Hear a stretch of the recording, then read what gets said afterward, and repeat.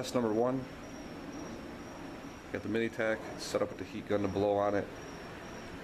I'm going to start the timer, let it go for about as long as I think, probably about 20 minutes or so. Get it as hot as humanly possible. It's a 1500 watt dual temp heat gun from Harbor Freight, and I'm turning it on the 2nd setting. So it does get really hot. So let's see how it comes in 20 minutes and we'll test it out.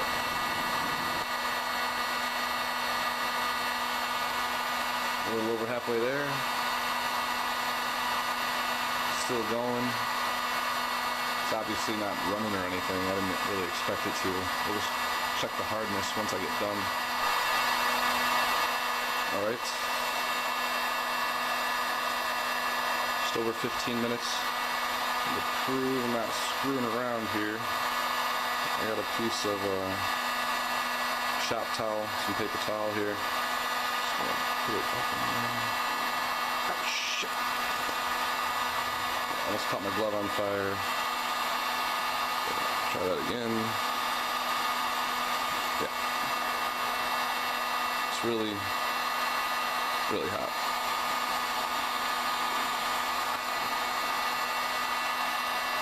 Okay. It's down here. It's probably gonna cool off quick, but just do a couple quick things here. First off, screwdriver, scratch it.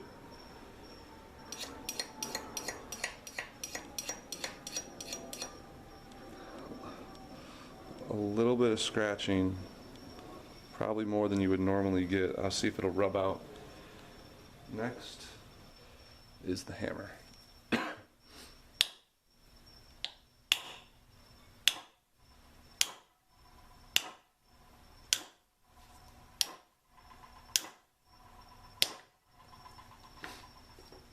See what that did. Sorry about the lighting. Alright, so definitely scuffed it up. Almost down to the bare metal. Actually, you know, I think the heat actually did make it a little bit weaker. Now that we're nice and cool, and the heat wasn't directly on this side, let's see what I can get to happen with the same screwdriver again.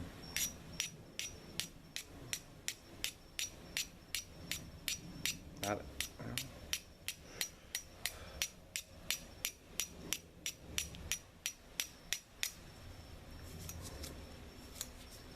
So that did cause a scratching as well. It might not have been the heat as much. The heat definitely looks like it let it get down there a little deeper than it normally would have. This is more of a superficial, just scuffing than it is an actual scratch.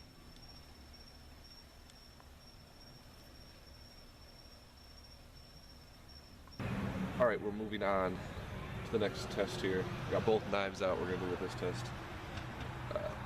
This is the mini tack. What it looked like after last night. Got beat up pretty good by the screwdriver. You see that? There we go.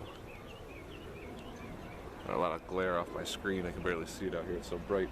Alright, and the other knife is this Ontario Spec Plus Fighter combat knife. You see it's been sharpened a little bit.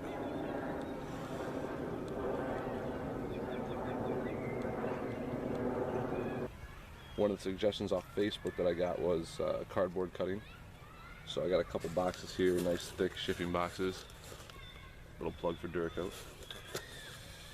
Alright, so let's jump right into it.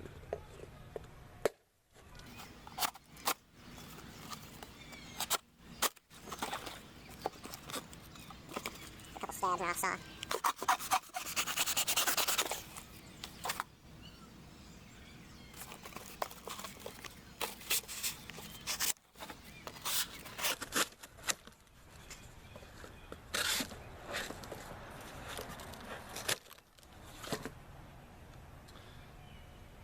Alright, it really didn't do much to it.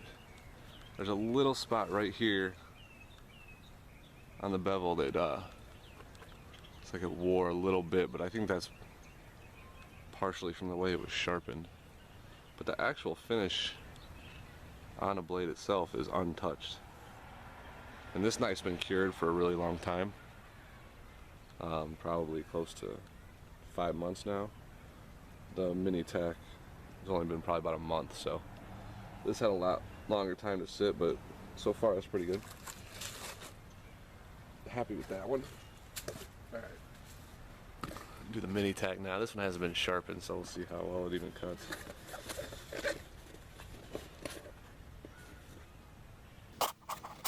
Oops, sorry about that. Not too bad, actually. It's pretty sharp. So I expect some damage right in the blade's edge because it hasn't been sharpened. It's probably the weakest point for the Duracoat.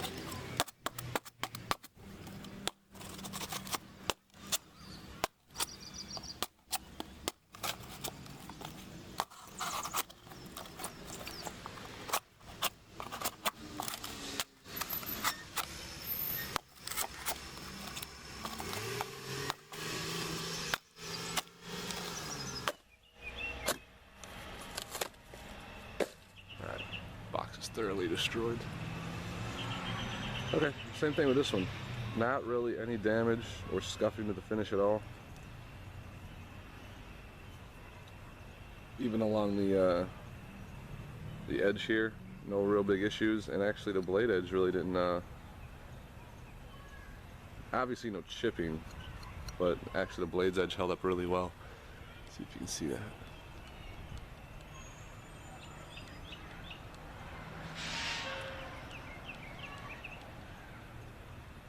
So cardboard's all good.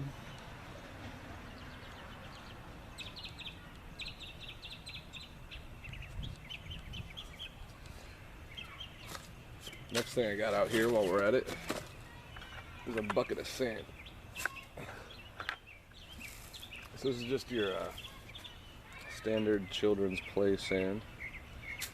Basically what I'm going to do is I'm just going to stir it up a little bit with a knife, do some stabbing with it.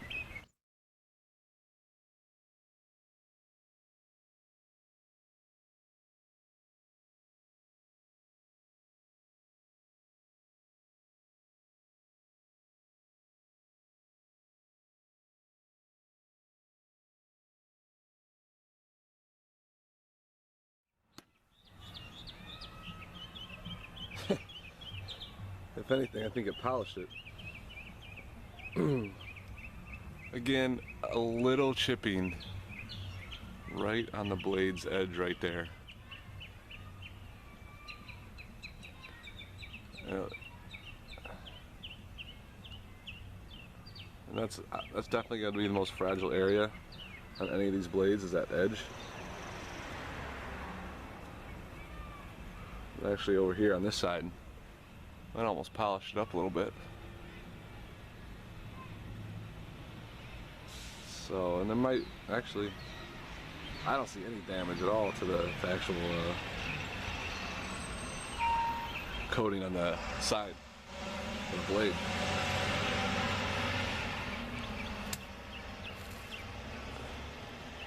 Alright, same thing with a mini tack.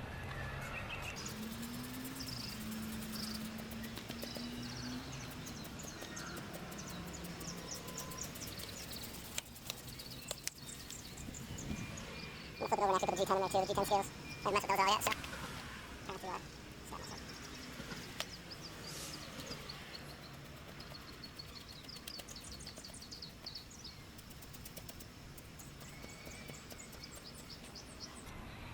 That held up fine. No issues with really the cardboard or the sand.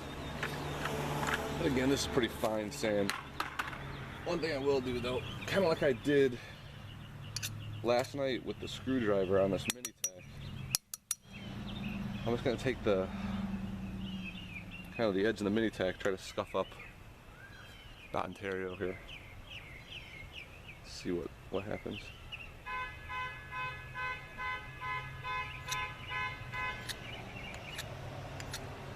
You know, you got to remember, anything that's going to remove steel or would have like scuffed the actual steel itself or factory finish. I mean, Duracoat's good stuff, but I like to be realistic about it. It's not, I mean, it's not indestructible by any means. I'm just doing some shaving on it now with the edge.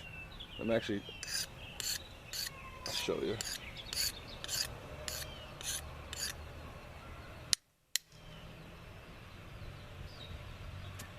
You can see I did some shaving. You can actually see the some of the finish shaving off. It's really, really fine, but not a ton of damage. I mean, obviously I'm having some, but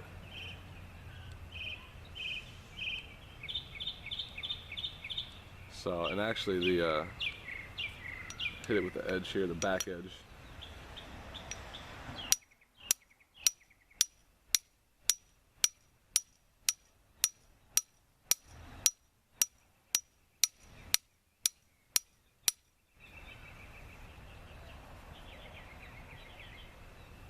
So it's definitely punching through, but these are scuffs. It's not causing it to chip. That didn't work. It's not causing it to chip or flake. It's just doing kind of what you expect to any finish. You abuse it that much, and it's just putting some dents in there.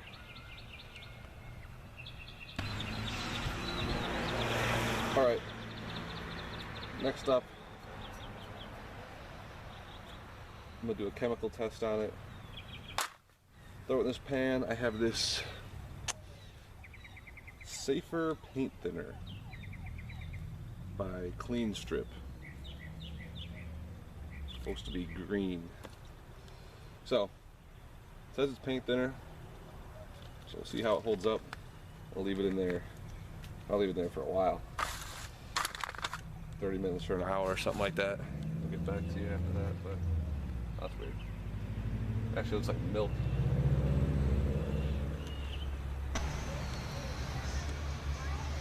Alright, it's been about a half hour.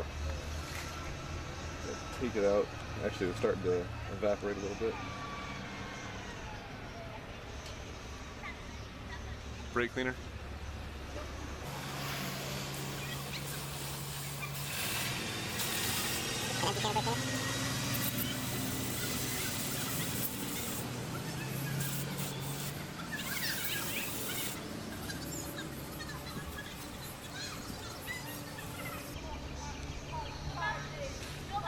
Okay.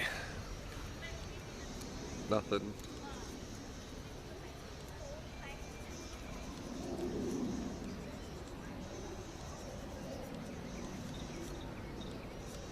So I held up to that fire. Next step is going to be an abrasive test. I'm going to do some sandpaper, Scotch-Brite, and then throw them in the cabinet real quick. Alright, first thing we're going to do is a Scotch-Brite. It's probably the least abrasive, so we'll start there. This mini Tack's already been scratched up pretty good. Seems like the edge of that little screwdriver definitely did the most damage out of just about anything we've done so far. But I'll go ahead and do this now.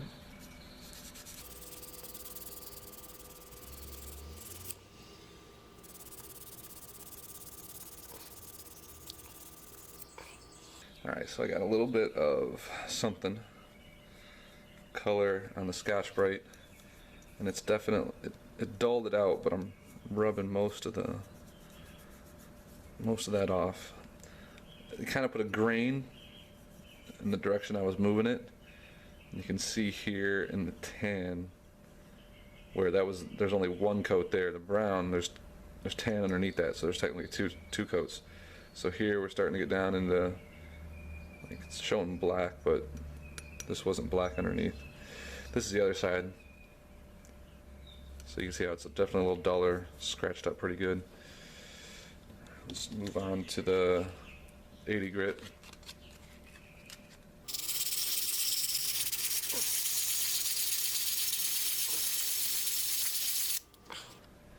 Starting to take it off pretty good. It's pretty coarse. Probably should have done the 320 first, but yeah, definitely taking it off now. Putting the swirl marks in it. Right there I was putting the most pressure, it's coming off the most. Alright, and into the 320. I'm going to do it on the other side, give us a starting point.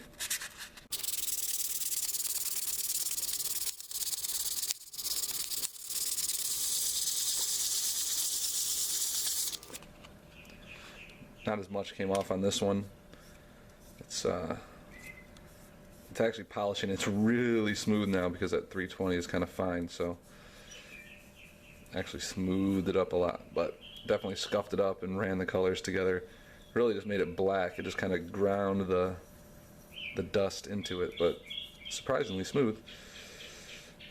And let me just throw the 80 grit on the G10 real quick.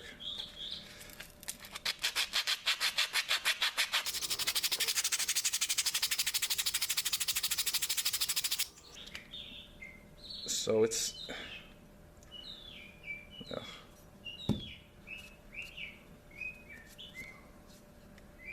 really held up pretty good. The corners here, the edges, took the most damage, but for the most part the color stayed in pretty good.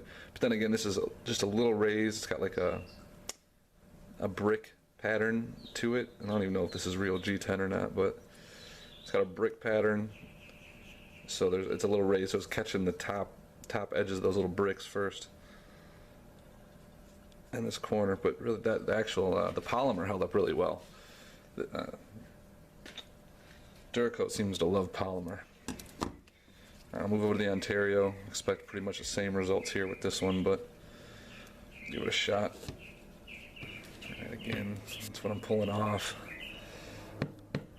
You can see most of that, what you see on there, the discoloration, is actually just dust. If I take my blowgun,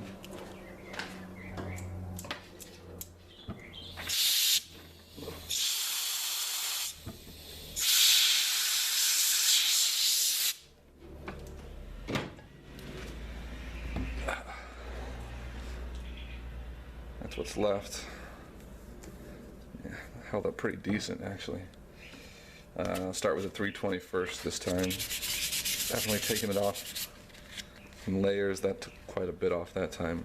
That's pretty thick on there. Probably not the best thing to be breathing in.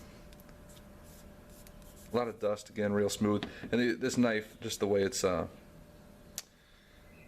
ground, it's got these little edges in it. So those are the things that are going first. And 80 grit. That's taking it right off. It would take a while with some 80 grit sandpaper to do it yourself. To sit here, I mean, by hand, it would take you a while. This knife does have the black coating underneath, so you can see the black starting to come through. And this is the actual steel underneath. But that's how the other side is. This side really hasn't been screwed with too much.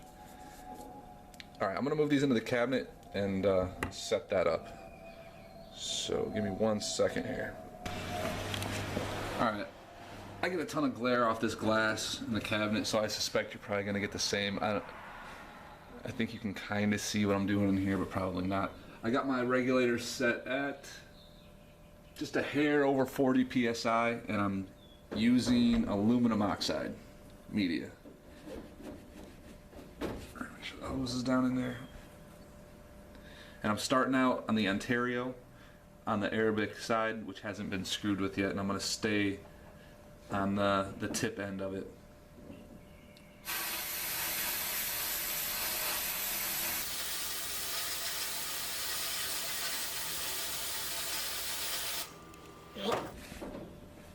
Now I'm going to move over to the mini tack. I'm just going to hit one side of the blade and the scales as well.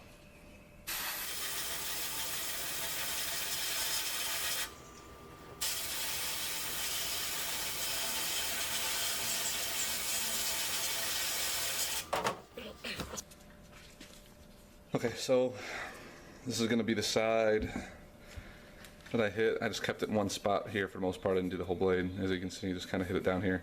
Started to take it off at 40. It's almost nearly gone. Again, the polymer held up really well. I hit this just as much as I hit the blade, and it didn't damage it almost at all. So that's pretty impressive, and that's kind of what you're going to see with the PMags that I do.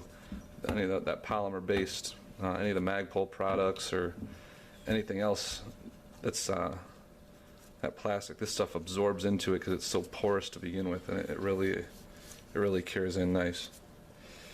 Alright, now the Ontario. Ontario held up good.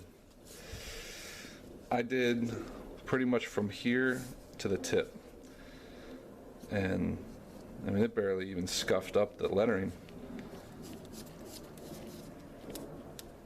Okay, so we're gonna throw them back in. We're gonna set this thing to, I'm right at 70. And the battery's getting ready to die on the camera, so it's probably gonna be the last one. Alright, here's the Ontario. I was at 70 psi in this one, and I stayed right here in the middle of the lettering. So as you can see, this has the original black coating underneath, so it's got the Duracoat almost completely removed down to that original coating. If I jumped up to 90, it would start to take off that original coating as well, I'm sure. And I didn't hit it for that long. That was only probably not even 30 seconds. This side, on the mini tack, this was at 40. So this is at 70. This was already a little gone with the 80 grit sandpaper, but this hadn't been touched yet, so that pretty much stripped it all the way down. And I put it on extra long on the scales this time. I didn't have to hit the blade that long, but I left it longer on the scales, and it didn't. I mean, this part right here is showing through a little bit of darkness and black from the scales, the original color of the scales, but it's actually pretty impressive the way that held up. My battery's gonna die, so I don't think there's really any point in bumping it up to 190 or 100 psi. You can kind of get the point that, you know, anything past that's really gonna start to strip this thing down. What I'm gonna do from this point forward, until I get some more ideas, I'm gonna throw these in a bucket of salt water, let them sit for a couple days, or whenever I get a chance to go back to shoot some more video. And then if I got any more ideas, we'll run from there. But if you have any ideas, I'm probably just gonna shoot a subsequent video after the salt test and the rust test. So post them up now, and if I get them in the next week or so, when I'm jumping back into a new video, I'll try to incorporate any ideas you guys got for torture tests. I can do some chopping of wood and everything, but there's some other stuff on YouTube that shows the durability when it comes to that. It's pretty standard. And I don't have any logs sitting around here in my little suburban neighborhood, so again, check it out and just stay tuned for the follow-up video.